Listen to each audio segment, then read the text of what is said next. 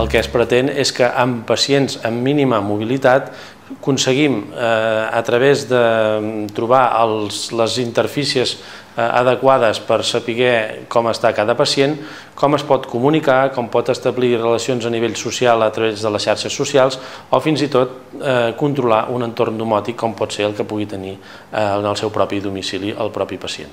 Però el que realment és important i valorem molt positivament d'aquesta col·laboració amb Barcelona Digital és el fet que això ens permet conèixer millor quines són les possibilitats tecnològiques, ens acosta la tecnologia i alhora podem traslladar quines són les necessitats